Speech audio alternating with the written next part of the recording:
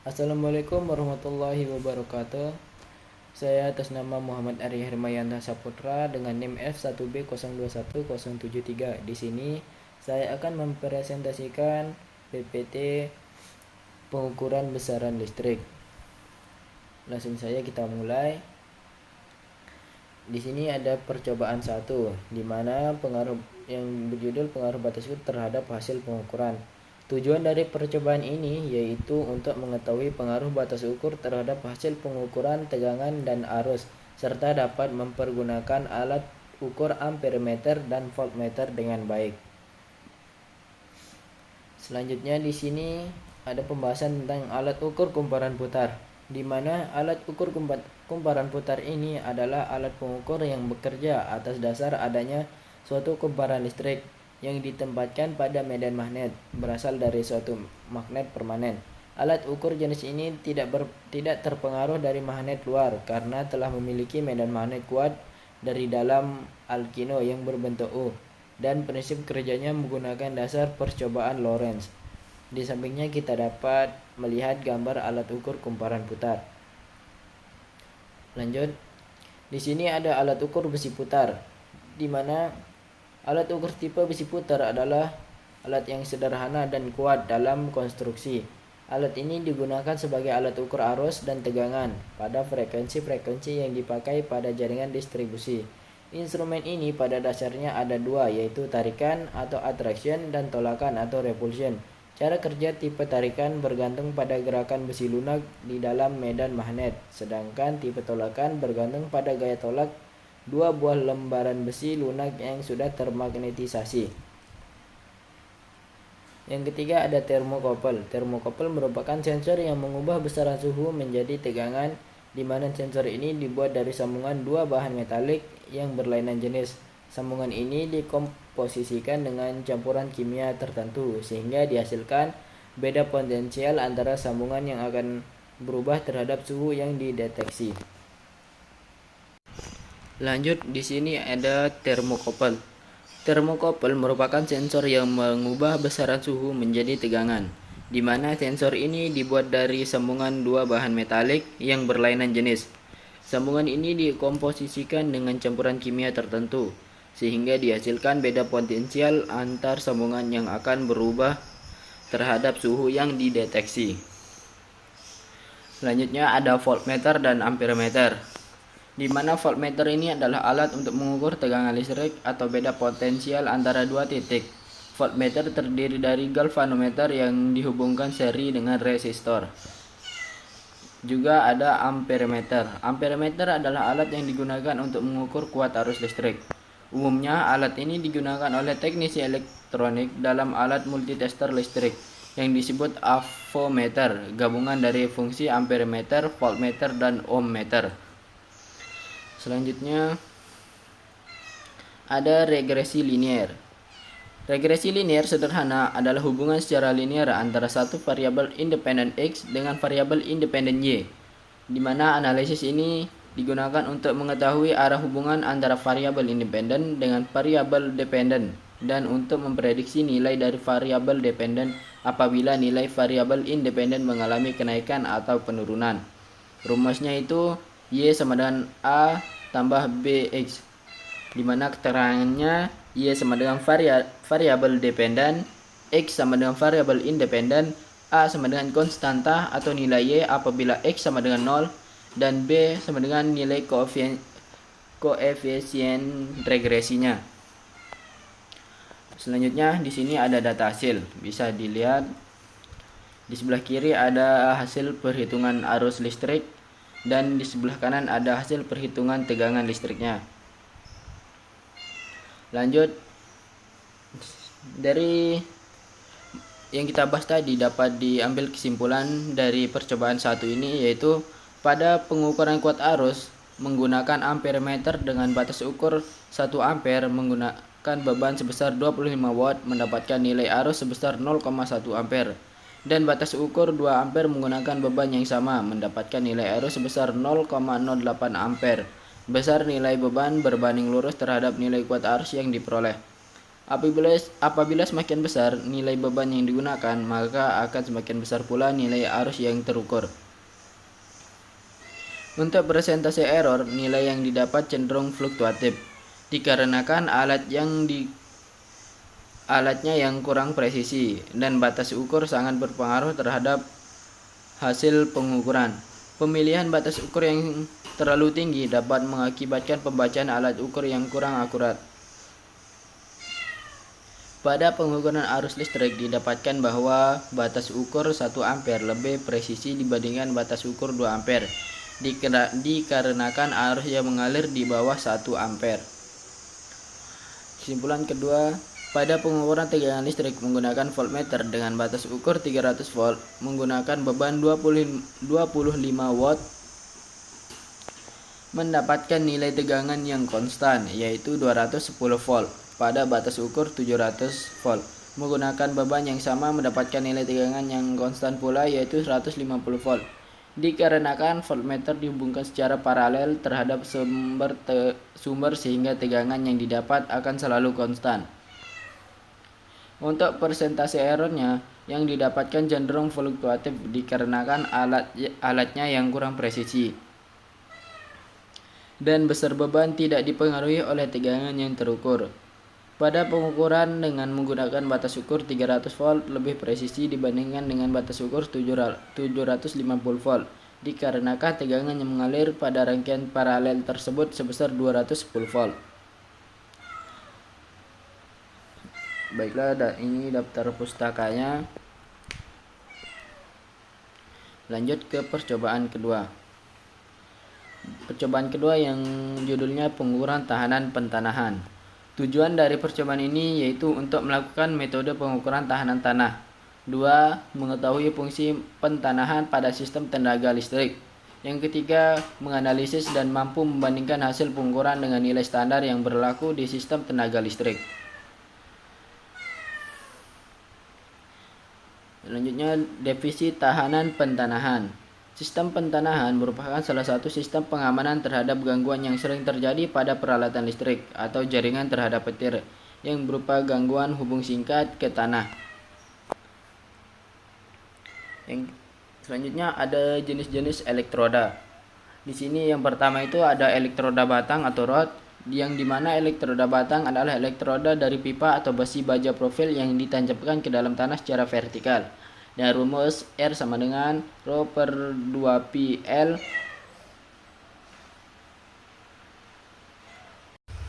Selanjutnya ada jenis-jenis elektroda.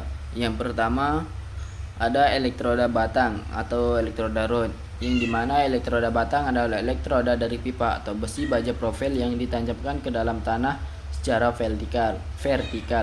Yang kedua ada elektroda pita atau kisi. Elektroda ini merupakan elektroda yang terbuat dari hantaran berbentuk pita atau berpenampang bulat atau hantaran pilin yang pada umumnya ditanam secara dangkal. Selanjutnya yang ketiga ada elektroda plat. Elektroda plat adalah elektroda dari plat logam. Elektroda ini digunakan apabila diinginkan tahanan pentanahan yang kecil dan yang sulit diperoleh dengan menggunakan jenis-jenis elektroda yang lainnya. Lanjut, metode dalam sistem pentanahan. Yang pertama itu ada metode 3 titik. Bisa dilihat dari gambarnya, di mana sistem pentanahan atau grounding menggunakan 3 titik atau 3 point method yang mempunyai tujuan melakukan pengukuran tanahan yang diukur. Pada metode ini juga sering disebut sebagai metode Wall of Potential, yaitu pengukuran resistansi pentanahan 3 terminal. Pada metode ini, probe kedua atau C2 ditancapkan ke dalam tanah dengan jarak sejauh D terhadap probe pertama atau C1 yang dihubungkan dengan elektroda bumi, sedangkan probe ketiga atau P2 ditancapkan di jarak jauh 62% dari D. Sebagai catatan penting bahwa seluruh probe disarankan dalam keadaan satu garis lurus. Selanjutnya ada metode 4 titik, di mana metode 4 titik ini menggunakan alat ukur dengan 4 terminal atau probe yang ditancapkan ke dalam tanah dengan jarak yang seragam satu sama lainnya. Keempat probe tersebut dihubungkan dengan kabel alat ukur atau alat ukur Earth Resistance Tester yang disarankan menggunakan alat ukur digital supaya pembacaannya lebih mudah dan gampang. Selanjutnya ada standarisasi nilai pentanahan yang baik. Kualitas sistem grounding dilihat dari resistansi yang terukur. Nilai resistansi yang bagus adalah 0 sampai dengan 0 dari 0 sampai 5 ohm. Dengan kata lain, apabila hasil ukur menunjukkan lebih dari 5 ohm, maka resistansi pentanahan tersebut tidak sesuai dengan standarisasi instalasi listrik yang berlaku. Nilai 5 ohm merupakan batas tertinggi resistansi pembumian yang masih bisa ditoleransi. Hal tersebut diatur dalam Peraturan Umum Instalasi Listrik PUIL tahun 2000 oleh Aris Sunawar 2019. Yang selanjutnya ada standarisasi nilai tegangan bocor. Arus listrik secara normal akan melewati konduktor kabel, sedangkan arus bocor yang tidak diinginkan akan mengalir secara radial dari konduktor melalui dieelektrik ke lapisan pelindung. Dalam kabel maka penampang akan menjadi lebih besar bila berawal dari konduktor. Selanjutnya ada faktor-faktor yang mempengaruhi tahanan tanah. Pada sistem tenaga listrik, tahanan pentanahan yang harus dihasilkan sekecil mungkin, baik tahanan pentanahan tegangan rendah, menengah, dan tegangan tinggi, sehingga membuat jalur gangguan secepat mungkin mengalir ke tanah. Besarnya tahanan pentanahan untuk sistem tegangan rendah adalah lebih kecil dari 5 ohm, dan untuk tegangan menengah lebih kecil dari 20 ohm. Berikut ini faktor yang mempengaruhi sistem pentanahan tersebut. Yang pertama itu struktur tanah. Yang kedua, jenis elektroda yang dipakai. Yang ketiga, penampang elektrodanya. Yang keempat, panjang jalurnya. Dan yang kelima, jenis tahanan elektroda. Selanjutnya ada metodologi. Yang di sini adalah alat dan bahan. Yang pertama, earth resistor tipe 4105A. Yang kedua, kabel-kabel penghubung. Yang ketiga, meteran. 4, digital multimeter. Yang kelima, 3 batang elektroda. 1 botol air minum, botol air 1,5 liter. Yang ketujuh, sarung tangan. Dan yang ke-8, palu. Lanjut, di sini ada gambar rangkaian dan flowchartnya. Lanjut. Di sini ada hasil perhitungan arus pada tanah kering dan tanah basah di posisi 45 derajat. Lanjut. Nah, di sini ada hasil perhitungan arus di tanah kering dan tanah basah pada posisi 90 derajat. Dari percobaan kedua tadi didapatkan kesimpulan yang pertama, metode pengukuran tahanan tanah yang dilakukan yaitu menggunakan metode 3 titik, di mana menggunakan 3 elektroda dan 2 sudut yang berbeda, yaitu 45 derajat dan 90 derajat, di mana elektroda tersebut adalah earth, elektroda potensial, dan elektroda C atau current. Kedalaman yang digunakan untuk elektroda E adalah 0,5 meter dan 0,75 meter, dengan jarak elektroda P sampai C adalah 2 meter, 4 meter, dan 6 meter. Yang kedua, tahanan pentanahan dalam sistem tenaga listrik sangat diperlukan untuk keselamatan, karena jika suatu instalasi listrik mengalami gangguan, maka arus gangguan dapat diarahkan menuju ke dalam tanah sehingga dapat mengamankan manusia dan peralatan. Nilai tahanan berpengaruh terhadap fungsi dari tahanan pentanahan. Semakin kecil nilainya, maka arus semakin mudah untuk dialirkan ke dalam tanah. Oleh karena itu, nilai tahanan yang baik adalah 5 sampai 0 ohm. Kesimpulan ketiga, berdasarkan percobaan yang telah dilakukan dalam peroleh nilai tahanan pentanahan, kondisi tanah sebelum dibasahi, nilai minimum tahanan tanahnya adalah 26,2 ohm, sedangkan nilai maksimumnya adalah 46,2 ohm.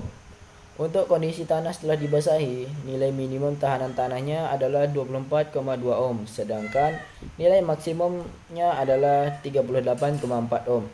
Berdasarkan data yang sudah dianalisa, daerah tempat percobaan pengukuran tahanan pentanahan areanya tidak cocok untuk digunakan atau dijadikan area grounding karena nilai tahanan tanah yang didapatkan melebihi nilai standarisasi PLN yaitu kurang dari atau sama dengan 5 ohm. Lanjut, ini daftar pustaka dari percobaan kedua tadi. Lanjut ke percobaan ketiga. Dasar teorinya. Daya listrik. Yang pertama itu daya listrik. Daya listrik didefinisikan sebagai laju tahanan energi listrik dalam sirkuit listrik. SI, daya listrik adalah watt yang menyatakan banyaknya tegangan listrik yang mengalir dalam rangkaian persatuan atau joule per detik.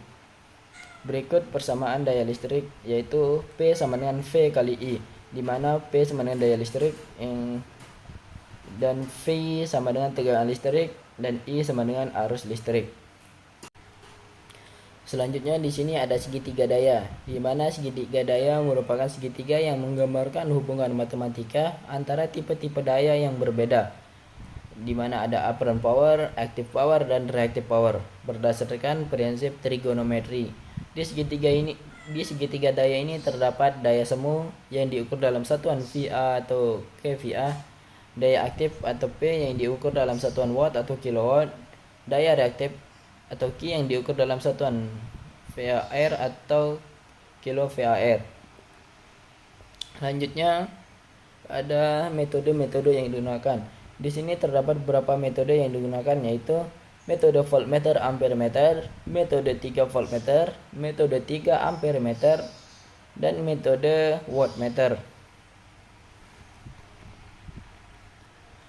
Di sini juga terdapat luxmeter. Pembacaan luxmeter akan berbeda tergantung variasi sumber cahaya yang berbeda dari intensitas yang sama. Hal ini menjadikan beberapa cahaya terlihat lebih tajam atau lebih lembut dari yang lain. Di dalam alat ini juga dilengkapi dengan sel foto yang nantinya digunakan untuk menangkap cahaya yang dibutuhkan oleh layar panel sensor cahaya. Jenis sensor yang digunakan biasanya adalah fotodiode, yang merupakan salah satu bagian dari sensor optik. Yang terpenting adalah meletakkan sensor cahaya pada area pusat yang ingin diketahui tingkat intensitas cahayanya. Sensor harus ditempatkan pada daerah yang akan diukur tingkat kekuatan cahayanya atau iluminasinya secara tepat agar hasil yang ditampilkan pun akurat. Selanjutnya ada hubungan tegangan arus terhadap daya. Daya listrik merupakan arus listrik yang dikeluarkan tiap satuan waktu. Besar daya listrik atau watt dipengaruhi oleh besar kecilnya tegangan dan arus listrik yang mengalir, dan hubungannya ialah pertama itu semakin besar tegangan maka semakin besar dayanya. Semakin besar arus maka semakin besar dayanya. Semakin kecil tegangan maka semakin kecil daya. Semakin kecil arus listrik maka semakin kecil dayanya juga. Lanjut, di sini ada rangkaian yang kita gunakan, yaitu ada rangkaian metode ampermeter voltmeter, metode voltmeter ampermeter, metode wattmeter, metode 3 voltmeter, dan juga ada metode 3 ampermeter. Lanjut, di sini ada hasil pengukuran metode voltmeter dan juga metode ampermeter. Di sini ada metode 3 voltmeter, metode 3 ampermeter juga. Nah, di sini ada data hasil dari metode wattmeternya. Dan kesimpulannya yaitu pada pengukuran daya dengan menggunakan metode voltmeter ampermeter didapatkan hasil pengukuran tegangan sebesar 231 volt. Tegangan bernilai konstan karena berhubungan dengan sumber PLN dan arus yang semakin meningkat, yaitu 0,25 ampere, 0,43 ampere, dan 0,54 ampere. Seiring bertambahnya beban didapatkan daya hitung yang semakin meningkat, yaitu 57,75 watt, 99,33 watt, 124,74 watt. Selanjutnya pada pengukuran daya dengan menggunakan metode ampermeter voltmeter didapatkan hasil pengukuran tegangan sebesar 231 volt. Tegangannya juga bernilai konstan karena berhubungan langsung dengan sumber PLN. Di sini arus yang meningkat yaitu sama dengan di kesimpulan voltmeter dan ampermeter, yaitu 0,25 ampere, 0,43 ampere, dan 0,54 ampere. Seiring bertambahnya beban, didapatkan daya hitung yang semakin meningkat juga, yaitu 57,75 watt, 99,33 watt, dan 124,74 watt. Selanjutnya, dari pengukuran tegangan dengan metode 3 voltmeter. Ketika beban yang diberikan semakin besar, didapatkan nilai tegangan pada V1 yang semakin kecil, yaitu 135,2 volt, 95,4 volt, dan 77,5 volt.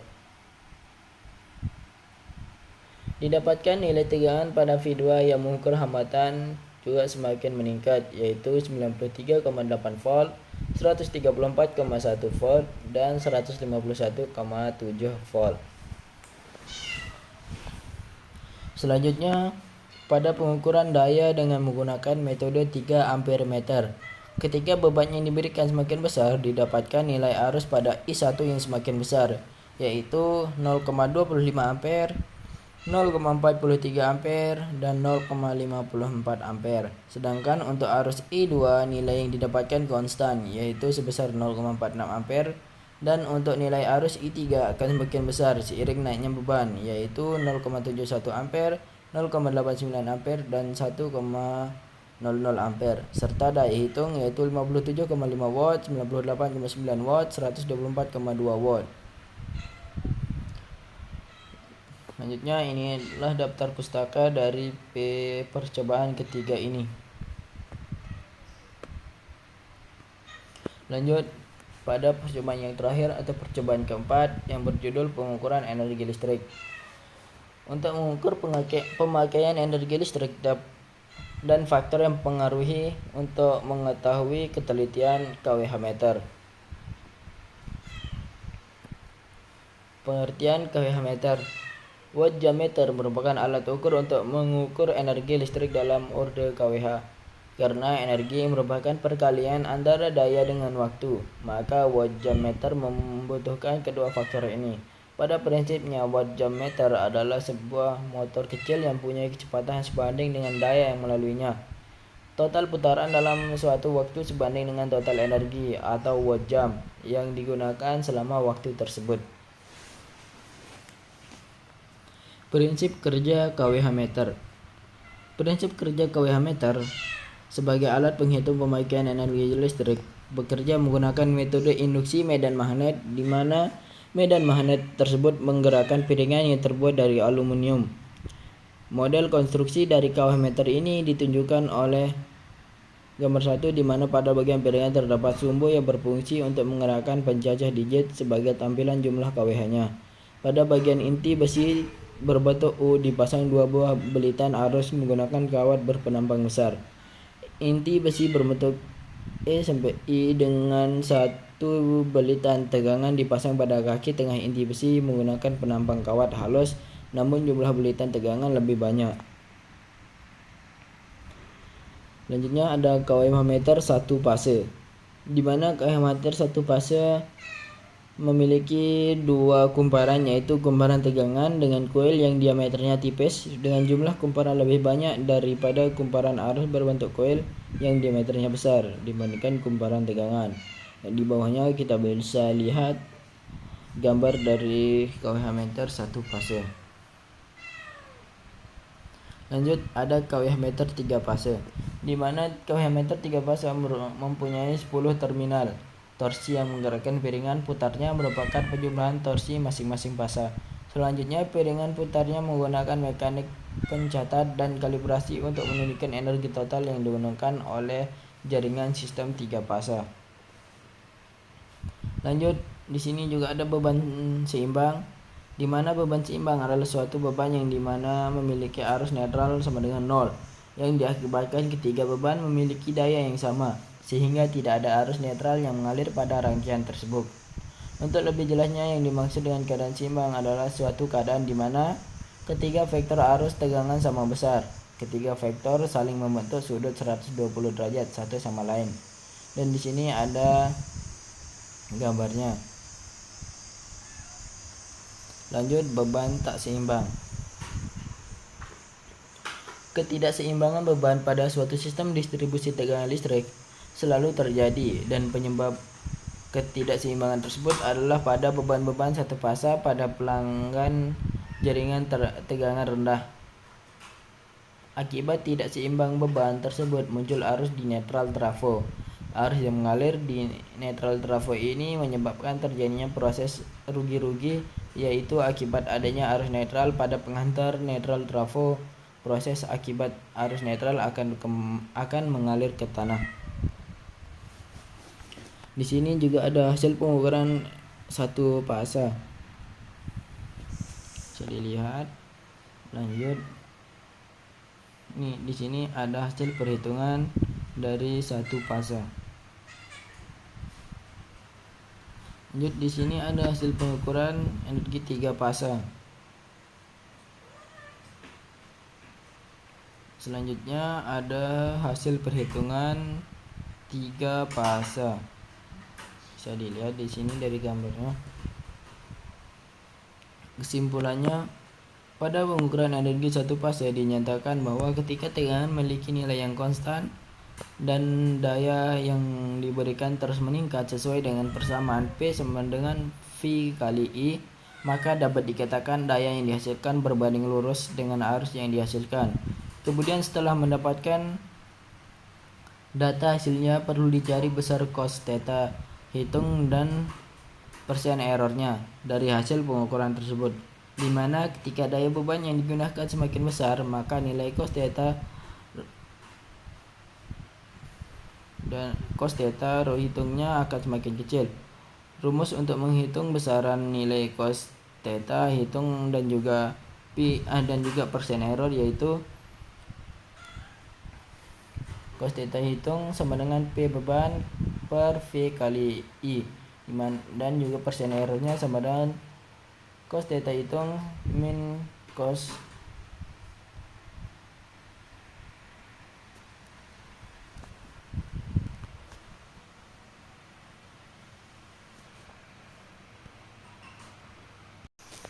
Selanjutnya masuk ke kesimpulan.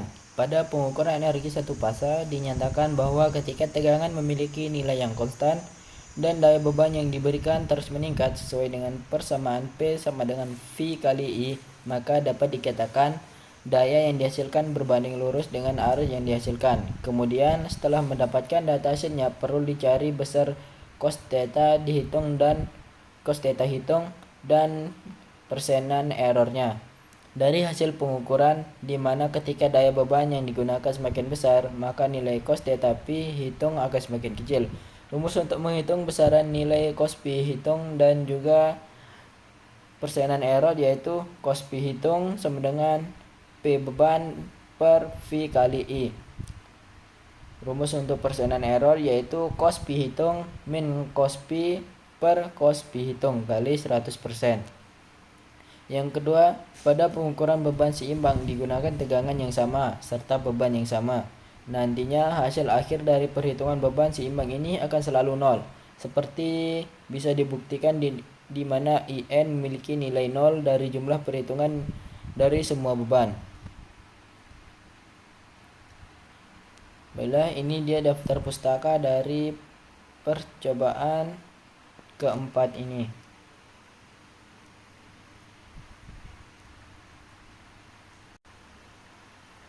Baiklah, ini daftar pustaka dari percobaan keempat ini. Sekian, terima kasih. Assalamualaikum warahmatullahi wabarakatuh.